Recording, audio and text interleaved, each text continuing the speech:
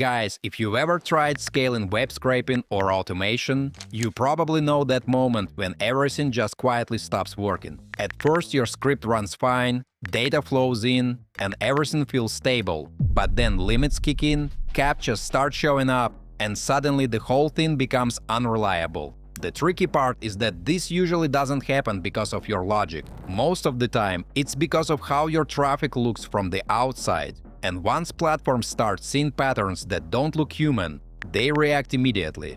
I'm Daniel, welcome to my channel where I make smart tutorials. Today we're going to look at a simple way to make this workflow more stable, without rebuilding everything from scratch. Folks, we'll focus on how to handle the traffic layer properly, using Proxy-Seller, so your automation stops breaking the moment you try to scale. The idea here is not to overcomplicate things, but to make your existing setup behave more consistently from the outside. Also, I've left all the useful links in the description down below, so don't forget to check them out. Let's get into it. Guys, there are a few patterns I keep seeing over and over again when people try to scale scraping or automation, and most of them have nothing to do with the actual code. The first one is treating a working script as a stable system. Just because something runs once, or even a few times, doesn't mean it's ready for real use. The moment you start repeating the same action at scale, all the weak points show up at once: limits, blocks, inconsistent responses. Another common mistake is relying on a single setup for everything. Same IP, same timing, same flow. Folks, it might look clean from a development point of view, but from the outside, it's the easiest pattern to detect. And once that pattern is flagged, everything built on top of it starts breaking as well. I also see people overcorrecting when things fail. Instead of looking at the traffic layer, they start rewriting logic, adding more code, or stacking extra tools on top of something that was already working. And in most cases, that just makes the system harder to manage, without actually fixing the root issue. And mates, probably the biggest one: expecting consistency from an environment that isn't controlled. If your setup depends on variables you don't manage properly, like unstable connections or fixed traffic patterns, it's going to behave unpredictably, no matter how good your script is. Once you start noticing these patterns, it becomes much easier to avoid them. You stop trying to fix everything inside the code and instead focus on making the whole workflow behave more naturally from the outside. And that's where things actually start to hold up over time. And guys, instead of going into theory, let's jump straight into the actual setup and workflow. For this process, I'm using Proxy-Seller, a platform that provides access to over 15 million ethically sourced IP addresses across more than 200 locations worldwide.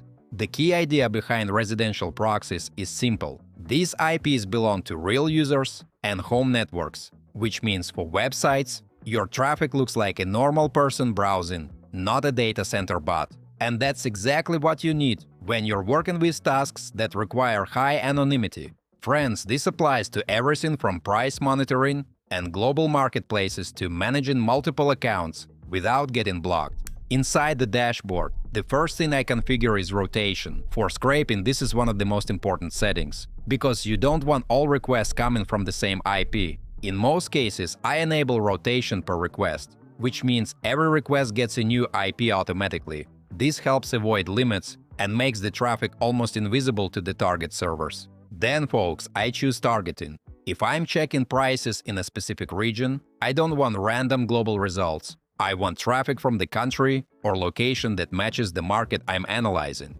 And here you can go even deeper, down to specific regions or providers, which is extremely useful when you need accurate local data. After that, I export the proxy credentials in the standard format: host, port, login, and password. Mates, at this stage, you can also generate API access through the dashboard, which allows you to control proxies programmatically inside your workflow. Before moving into Python, I'd like to test everything visually. I use an anti-detect browser like AdsPower, create a profile, add the proxy, run a quick check, and once I see a green status, I know everything is working correctly. After that, I open the profile and quickly verify the location.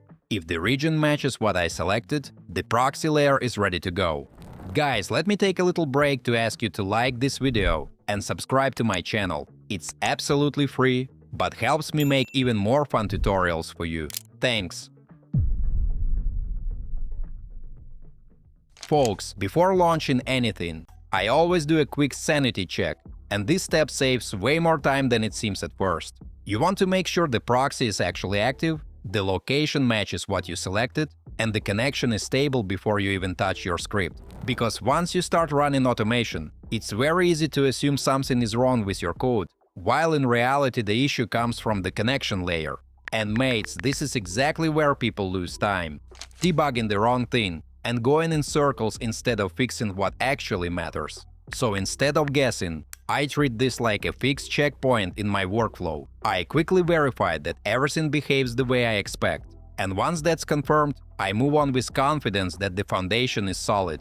This small habit removes a lot of randomness later, especially when you start scaling, and small issues become much harder to track.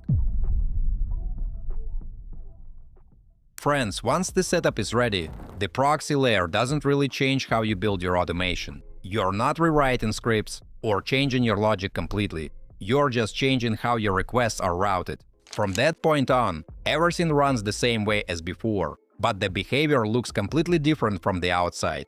And that's the part that actually matters, because most platforms don't evaluate your code, they react to patterns in traffic.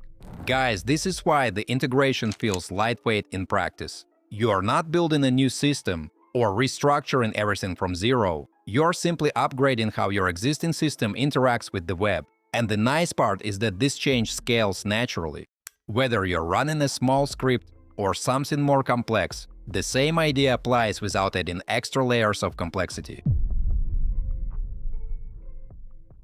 In practice, mates, this setup starts making a difference the moment your workflow goes beyond a single request or a simple test. As soon as you begin repeating actions, loading multiple pages, or working across different regions, the stability difference becomes noticeable. You start seeing fewer interruptions, fewer failed requests, and less time wasted on hard-to-reproduce random issues. Instead of constantly restarting processes or tweaking things mid-run, the workflow begins to behave in a much more predictable way. And friends, the key thing here is that you're not optimizing for one successful run. You're building something that keeps working without constant supervision. That's what makes this setup valuable in real scenarios. Not just when everything goes right, but especially when things would normally start breaking. So guys, if we zoom out, the goal here is not to make your automation more complex, but to make it more reliable. A lot of issues don't come from what your script does, but from how it looks from the outside. And once that part is handled properly, everything else becomes easier to manage. Tools like ProxySeller help you solve that layer without over-engineering the whole system, which is why this approach works well in real workflows. If you're excited to try it out, or if you've already used it and have some thoughts to share, drop a comment below. I'd love to hear your experiences. Don't forget to hit that like button if you found this video helpful, and subscribe for more tutorials. Thanks for watching, until next time.